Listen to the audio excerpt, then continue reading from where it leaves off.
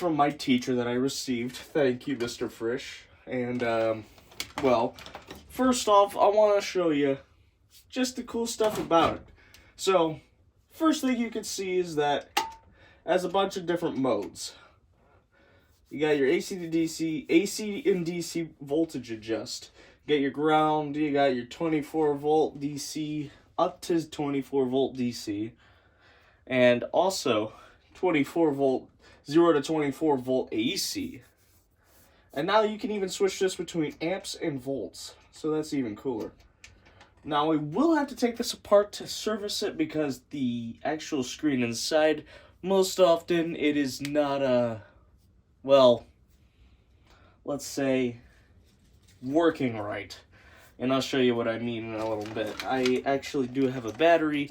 I also got my voltage meter right here. I could show you that, and we could test it out. Now, you've probably seen this in a bunch of my videos. I may have said something about it, but I want to give a dedicated video out to it because I think it's very important to touch on what it is and how important it is to the future of all the Shed Productions videos. So to start off, why do I need this? Well, I need this for one reason and one reason only. Powering. Well, you're probably like, yeah, well, obviously you do. Well, there's a lot more things than just 120 volt and a 9 volt battery can power. Like, say what if I need to power a doorbell transformer without actually having a doorbell? So, what would I do then?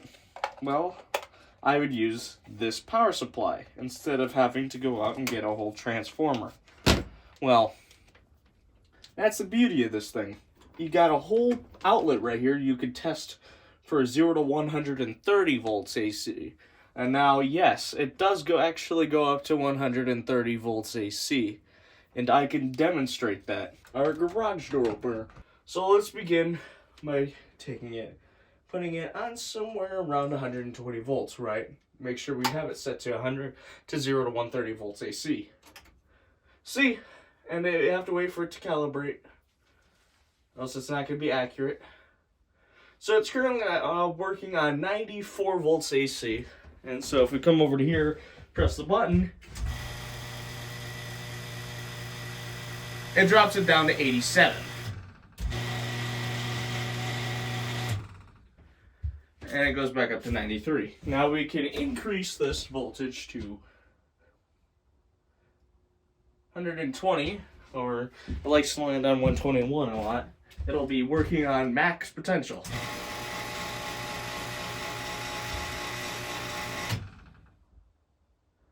And it'll probably trip the supply.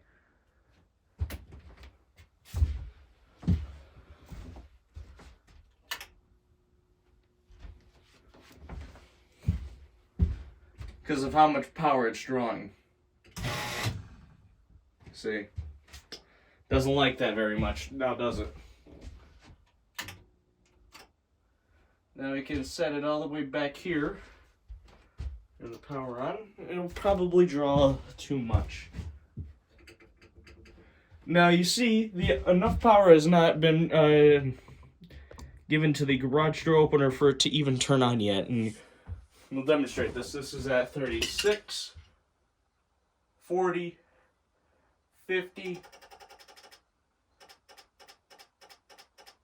Now we see that we're at, it's now unstable, but we can make an educated guess that it's about 60 volts. 65, there we go. 65 volts seems to be stable. It simply will not run. It just cannot. There's not enough power to this thing. Like that and plug it back into regular AC power, and just to make sure everything is all fine and dandy. There we go. Everything's all good.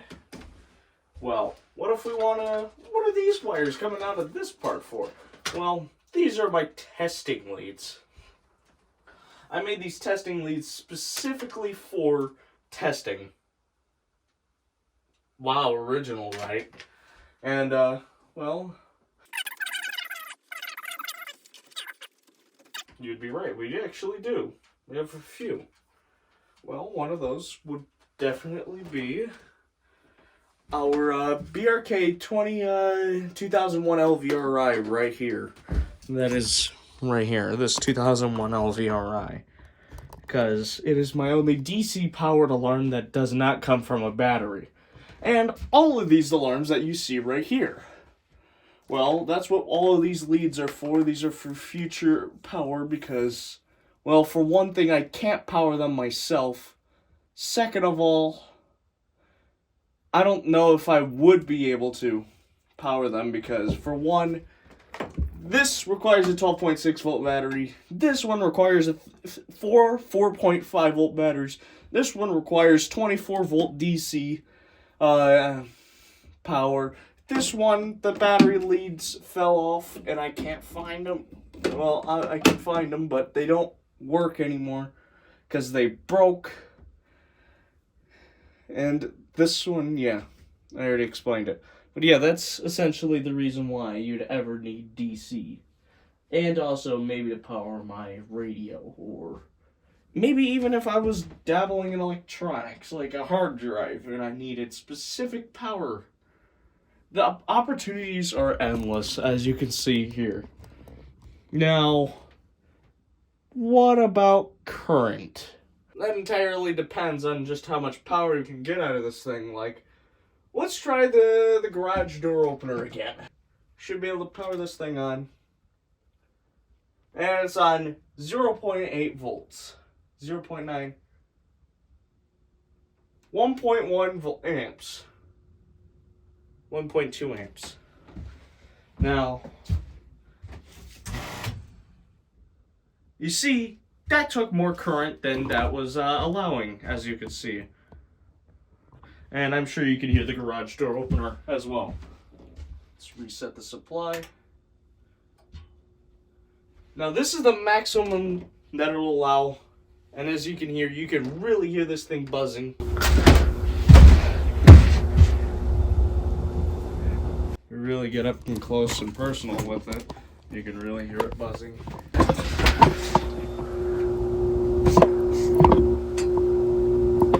And those are a close-up of all the buttons, and it's a 2600D power supply. Now, this is the only thing close to it that I have that can supply enough current, or the closest thing to a power supply that I have. Now, if we try doing it again, I guarantee you this thing will take up way more than 1.28 amps. You see? Now, it'll start flashing like that whenever you have a fault or you overload the system. Now, in order to, like you saw before, in order to fix that, you just press in the button marked as supply reset. This thing doesn't even come back on.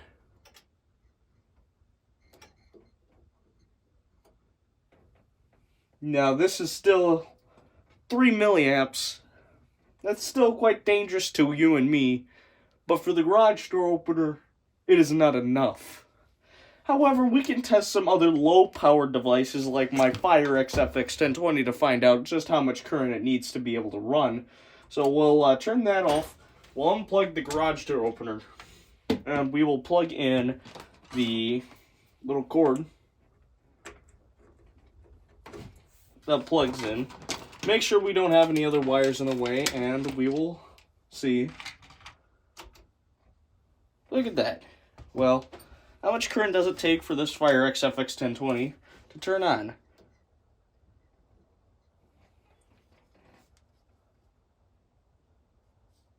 I still think this is calibrating. Now, as you can see here,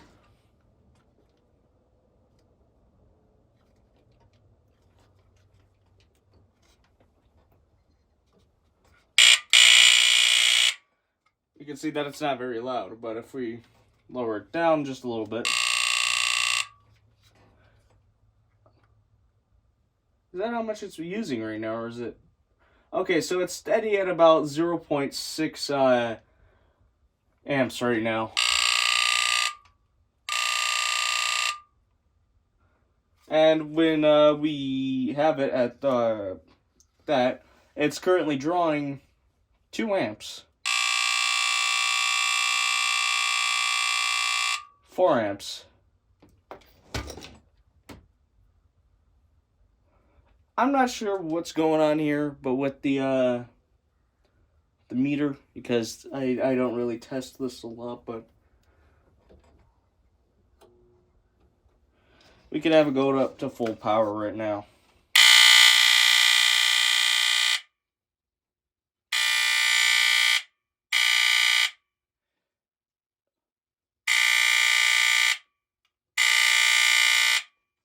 As you can see, this FX1020 is at its maximum potential and is humming and buzzing away like it should be.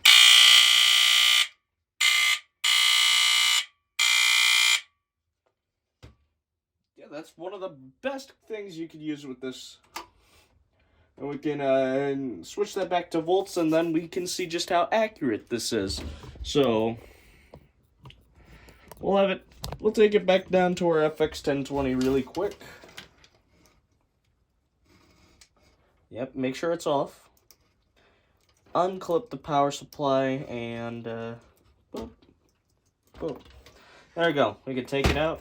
I got these cheap Wago connectors just for doing stuff with the shed, because they would make changing out all of this stuff much less of a nightmare than using pigtail wire nuts right here. But that's besides the point. Let's connect our thing into here. We could just stick it in as so. And oh, well, if we could get a good connection, that is.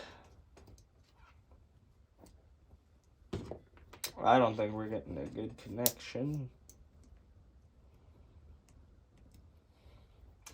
Oh well, we'll just piggyback off of that. Set it to 200 volts AC right here. Currently it's displaying nothing as it should. But if we turn it on, have it set all the way back here, we should be getting nothing.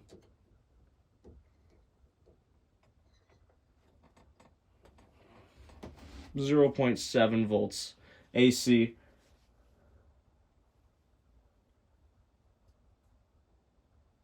Weird. And it's displaying up there. I'm not sure entirely what's going on there. Oh, no, it's going down. It's going down. I think it's calibrating itself. I don't know what's going on with it inside, but it's something. There's definitely something going on in there inside. Alright, we can increase the voltage to a quarter of the way, which is about 31.2, or, yeah. Looks like it's saying 300, but no, it's 30. Oh, I don't think it's displaying a dot. Oh. No, but it's definitely 31. It says so up there. Oh, I don't think it's just including that dot up there on the power supply, which is interesting. So we just gotta assume that it's 33.7 volts on there, but it's 31.3. If we increase that to halfway, we should get 75.1 volts AC. But it's currently displaying on the display 36, 37. I think we gotta. And then we get up to 140 volts AC.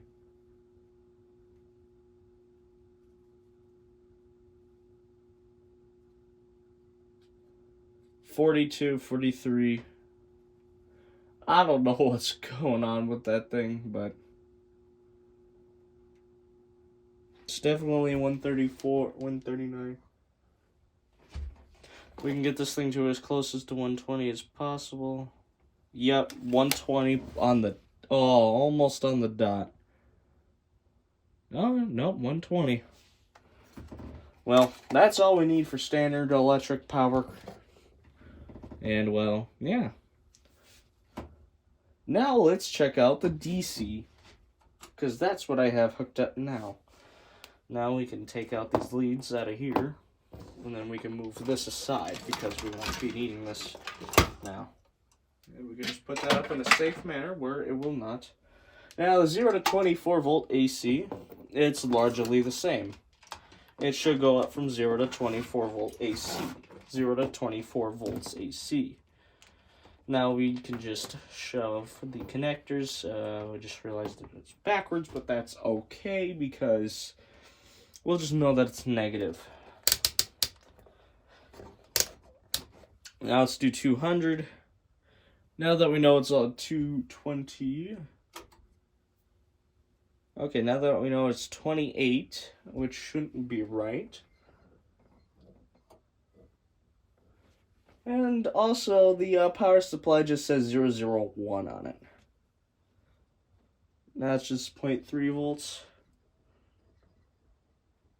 You can increase the supply voltage to 0.7. Or no, 7.8 volts DC. Halfway, we get about 16.6 volts DC. 3/4 of the way, 26. So 24 volts would be.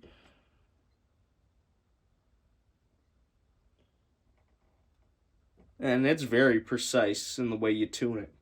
But the absolute maximum is 33.8 volts. That is way more than you would ever need.